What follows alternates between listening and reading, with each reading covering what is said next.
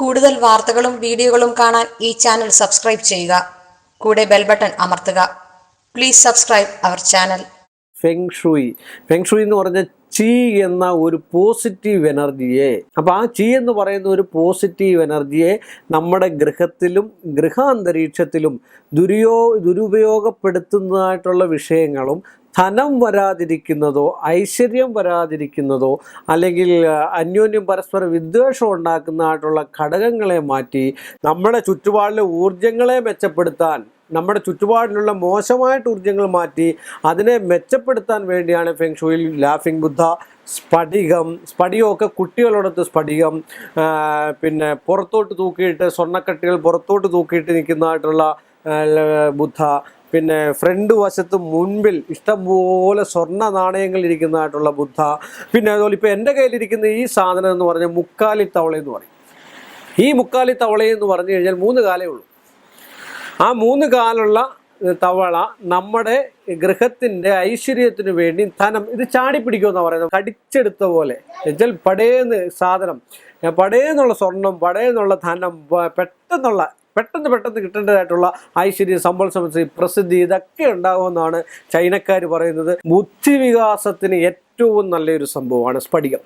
സ്ഫടികം ബുദ്ധിവികാസത്തിന്, അതുപോലെ വാഹനങ്ങളുടെ അപകടങ്ങൾ മാറിക്കിട്ടാന്, ദൃഷ്ടിദോഷത്തിന്, കണ്ണുവയ്ക്കാതിരിക്കാന്, അതുപോലെ ഐശ്വര്യ സമ്പത്തി, ജനവശ്യത്തിന്, കടകളിലൊക്കെ അത് പ്രത്യേക ആംഗിളിൽ പ്രത്യേക ഉയരത്തിൽ ഇത് കെട്ടിത്തൂക്കിയിടുകയോ വെക്കുകയോ ചെയ്താൽ അവിടെ ഇഷ്ടം പോലെ ജനങ്ങൾ വരികയും ബിസിനസ് വികസിക്കുകയും ബിസിനസ്സിൽ ധനം ഉണ്ടാകുകയും നമ്മളെ വളർത്തുവാനായിട്ട് ഓരോ ദിവസവും പോസിറ്റീവ് എനർജി ഉണ്ടാക്കാനായിട്ട്, തീ ഉണ്ടാകാൻ, ബുദ്ധി ഉണ്ടാകാൻ ഏറ്റവും നല്ലൊരു സാധനമാണ് സ്ഫടികം. ഫെങ് ഷൂയിൽ മറ്റൊരു കാര്യം എന്ന് പറഞ്ഞാൽ ബാമ്പു എന്ന് പറഞ്ഞാൽ ഏറ്റവും നല്ല മുള അല്ലെങ്കിലും കേരളത്തിലെ ആൾക്കാർ പല കാര്യങ്ങൾക്കും ഉപയോഗിക്കുന്ന, കണ്ണ് കിട്ടാതിരിക്കാനും ആയില്യ നക്ഷത്രക്കാരൊക്കെ ഉണ്ടെങ്കിലും അതൊക്കെ ഓരോരുത്തർ വെച്ച് പിടിപ്പിക്കുകയും മറ്റു കാര്യത്തിന് മുള എന്ന് പറഞ്ഞാൽ കല്ലമുള, അത്തി, പേരല, അറിയാലും നെല്ലി ഇല്ലി എന്ന് പറഞ്ഞാൽ എന്താണ്? മുളയാണ്. ഇല്ലി എന്ന് പറയുന്നത് സംസ്കൃതത്തിൽ പറയുന്നത് നെല്ലി ഇല്ലി, അത്തി, പേരല, അറിയാലും നെല്ലി ഇല്ലി, കടലാടി, ഇങ്ങനെയൊക്കെയുള്ള ചമതയുടെ കൂട്ടത്തിൽ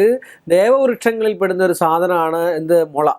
അപ്പോൾ അത് നമ്മൾ ഹോമിക്കുന്നത് നല്ലതാണ്. മറ്റു കാര്യം എന്ന് പറഞ്ഞ പോലെ ഫെങ് ഷൂയിൽ ബാമ്പു എന്ന് പറയുന്ന ഒരു സാധനമുണ്ട്. ആ ബാമ്പു നമുക്ക് മേടിക്കാൻ കിട്ടും. അത് സ്ഫടികത്തിനകത്ത് വെള്ളം നിറച്ചതിന് ശേഷം ഒരു ബോട്ടിലിനകത്ത് 21 പീസ്, 21 എണ്ണം, അത് ചെറുതും വലുതുമായിട്ട് നമ്മുടെ വീടിൻ്റെ വടക്ക് കിഴക്ക് ഭാഗത്ത് വെച്ച് കഴിഞ്ഞാൽ ധനവും ഐശ്വര്യവും ഉണ്ടാകാനുള്ള സാധ്യതാവസ്ഥ വളരെ കൂടുതലാണ്. വടക്ക് എവിടെ വയ്ക്കേണ്ടത്? വടക്ക് ജലസംബന്ധമായിട്ടുള്ള രാശിയാണ് നമ്മുടെ വടക്ക് കിഴക്ക്. അതുകൊണ്ടാണ് നമ്മൾ ഒരു ഗൃഹം പണിയാൻ നേരം ആദ്യം കിണർ കുത്തുന്നത് എവിടെ? വടക്ക് കിഴക്ക് ഭാഗത്ത് കിണർ കുത്തി വെള്ളം കണ്ടു കഴിഞ്ഞു കഴിഞ്ഞാൽ ആ ഗൃഹത്തിന് ഒരു തടസ്സവും ഉണ്ടാവില്ല. അതിൻ്റെ പണിക്കൊരു തടസ്സം ഉണ്ടാകത്തില്ല, ധനത്തിനൊരു തടസ്സവും ഇല്ല, അതിന് കിട്ടാനുള്ള ലോണുകൾ കിട്ടുക, ഇതൊക്കെ ഉണ്ടാകാമെന്നാണ് പറയുന്നത്. അതൊക്കെ നോക്കി വേണം നമ്മൾ ചെയ്യാൻ. എന്ന് പറഞ്ഞ പോലെ ആ ജലസംബന്ധമായിട്ടുള്ള രാശിയിൽ, ആ മീനൻ രാശി സ്പോട്ടിൽ നമ്മൾ അക്വേറിയം എന്ന് പറഞ്ഞു കഴിഞ്ഞാൽ അറിയാമല്ലോ, ഫിഷ് ടാങ്ക് വെക്കുന്ന ഏറ്റവും ഒരു പരിധി വരെയുള്ള കഷ്ടനഷ്ടങ്ങൾക്ക് ദുർമാന്ത്രികത്താലും മറ്റു കാര്യത്തിലും ഒക്കെ നമുക്ക് ദോഷങ്ങളൊക്കെ ചെയ്തിട്ടുണ്ട്. നമ്മളെ അപായപ്പെടുത്താനൊക്കെ നോക്കുന്നുള്ള ആൾക്കാരൊക്കെ ഉണ്ടെങ്കിൽ അതൊക്കെ മാറി കിട്ടുവാൻ ഫിഷ് ടാങ്ക് വെക്കുന്നത് നല്ലതാണ്. ഫിഷ് ടാങ്കിലെ മീനിന് എണ്ണമുണ്ട്. കാരണം ഗോൾഡ് ഫിഷും ഉണ്ട്, അരവണയുണ്ട്. അരവണ സാധാരണ എന്ന് പറഞ്ഞു കഴിഞ്ഞാൽ അതുപോലുള്ള ഐശ്വര്യത്തിനും സമ്പൽ സമൃദ്ധിക്കും വേണ്ടിയാണ് അരവണ ഇടുന്നത്. അരവണ ഇടുക എന്ന് പറഞ്ഞാൽ അത് മീനിനെ തന്നെയാണ് നമ്മൾ കൊടുക്കേണ്ടത് ആഹാരമായിട്ട്. അതൊന്നും സാധിക്കാത്ത ആൾക്കാർ ഫിഷ് ടാങ്കിൽ, ചെറിയൊരു ഫിഷ് ടാങ്കിൽ 9 ഗോൾഡ് ഫിഷ്, 9 ഗോൾഡല്ല 8 ഗോൾഡ് ഫിഷും ഒരെണ്ണം കറുത്തതും അങ്ങനെ വേണം ഇടാനായിട്ട്. എന്തെങ്കിലും മാത്രമേ ഫലം ചെയ്യുള്ളൂ. അത് ജലസ്രോതസ് ഏറ്റവും കൂടുതൽ നമ്മുടെ ഇവിടെ ഉള്ള ഭൂമിയിൽ കിഴക്ക് വടക്ക് ഭാഗത്താണ്. അപ്പോൾ കിഴക്ക് വടക്ക് ഭാഗത്ത് ഫിഷ് ടാങ്ക് വെക്കുന്നതും ഈ 21 രീതിയിലുള്ള 21 എണ്ണമുള്ള മുള വെക്കുന്നത് അത് ഇത്ര ഇഞ്ച് കിളത്തിന്നൂടെ വേണം.